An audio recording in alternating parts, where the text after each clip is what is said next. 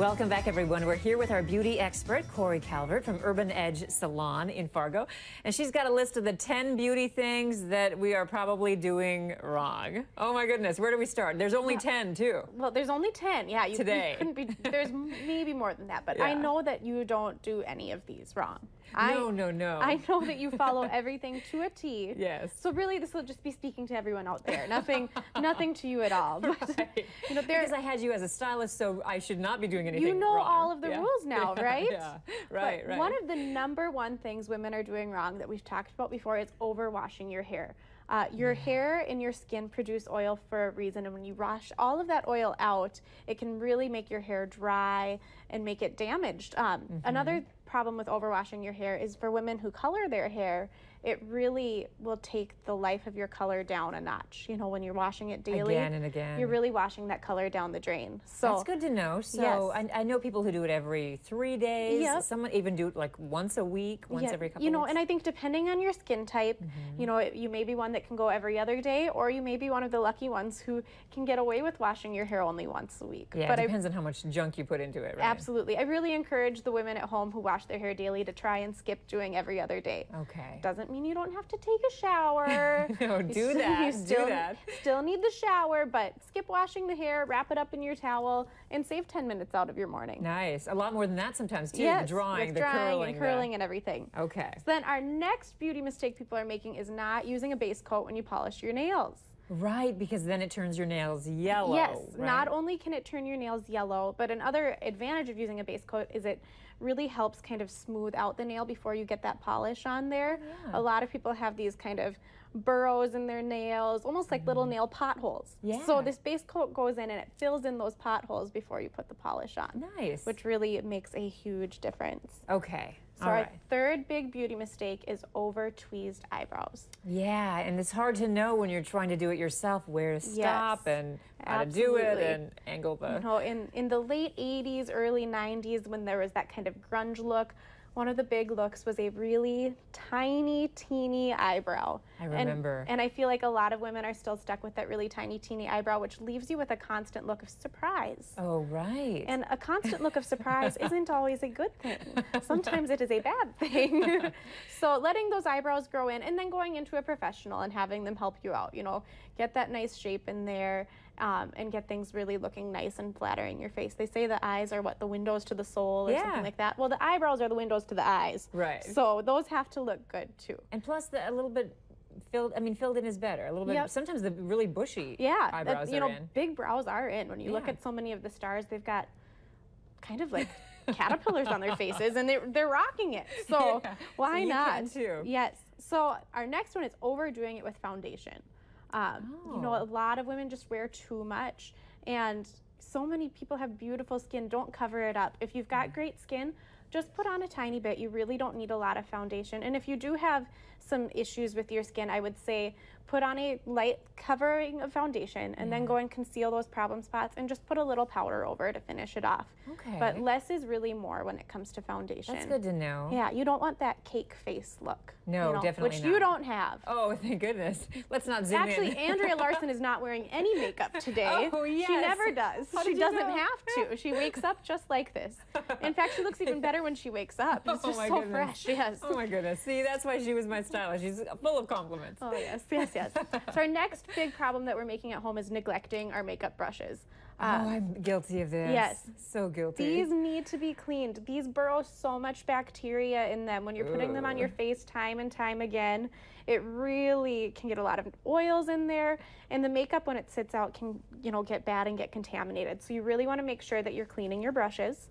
And you could break out like Yep. I've done before in the you past. can break out from them. A lot of Yeah. women think it's their foundation making them break out, and a lot of the time it's actually their brush. So there are a lot of great makeup brush cleaners on the line, and there's also a recipe that I have to make one at home, which I will put on my Facebook page, Corey at Urban Edge Salon. And then we will in turn transfer it to the North Dakota Today page. And then you guys will have something at home that you can do. So is it bad that I've taken like dish soap before and wash them You out? know, dish Like soap. a good dish soap. It's not a normal one. It's a good one. I would say dish soap is probably a little too abrasive.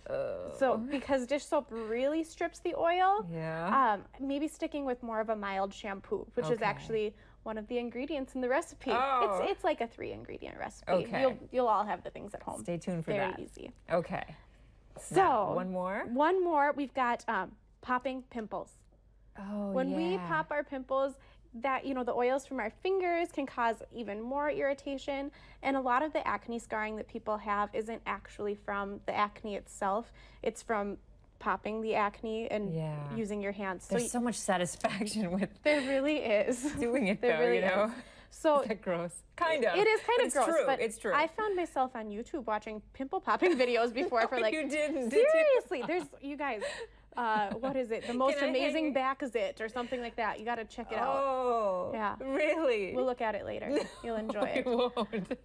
But we've got these Maybe. extractors that you can use. I've never seen that And before. These are like so fun because you do get that satisfaction still. Yeah. You can see there's just this little, it almost looks like a sewing needle, like a little Okay. hole. Okay. And you're just going to take and push that against your pimple and it will just pop right Okay, out. so that's for a pimple that's, That's ready for to a pop. pimple but that's the ready to pop. other end. You really want to wait until, the other end is going to be for a whitehead, and you're just going to kind of roll it over the pimple. So these you can find at just about any beauty supply store.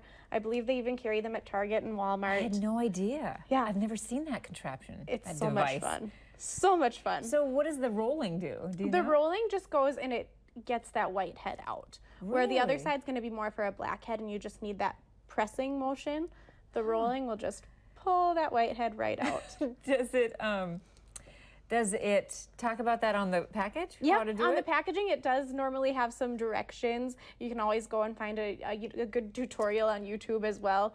But you Yeah. really can't mess up with this. It's Okay. really simple and easy. And Don't use your fingernails. don't use your fingernails. I have found myself in the bathroom mirror with this before for like 20 minutes. I Yeah. find things that aren't even there. Well, right, It's right. really- Because things fester under the Yes, makeup that we wear. absolutely. So key, Okay. do not pop those pimples. Okay. Anything else? I Well, see this dry shampoo. Yes, the dry shampoo is going back to not washing your hair every day. In order to help maintain, that dry shampoo will really help you get through. Another big beauty mistake women are making at home is skipping primer when they're putting their makeup yeah, on. I do that. Yep. And the primer is really going to help make your makeup last longer. And it's also kind of like the base coat with your nails. The primer is going to go in and fill in those potholes. It's going to fill in those pores that we don't like to see and give you a really nice foundation to put your foundation on. And your eyeshadow too. I mean, like your eyelids. Yep. It'll help I found out prevent you about from that. getting that crease or from rubbing your eyeshadow right off, which happens very often to us Yeah. women, I would say. Halfway through the day, you do one of these and your makeup's totally ruined. So Yeah, completely. the primer will really, really help with that. And then another big problem women are making Yeah. is choosing the wrong foundation color. Oh, that's tricky. I think a lot of the time you want to choose something maybe a little darker than your skin tone. You think, oh, it'll make me look tan, it'll make me look good, but really the only thing it's going to do is give you a ring around your face. Right, and they'll be able to tell the difference. Unless you're Yes. putting a bronzer or something Right. on your neck. So if you want to get that tan look, don't get that from your foundation. Okay. You definitely want to get that from your bronzers and your blushes. So in order to find a really good foundation, you're going to want to test it on your jawbone and keep trying shades until it totally blends in and you can't even see it, until it totally hides on your face. Most makeup counters give a free consultation to help you find your perfect foundation.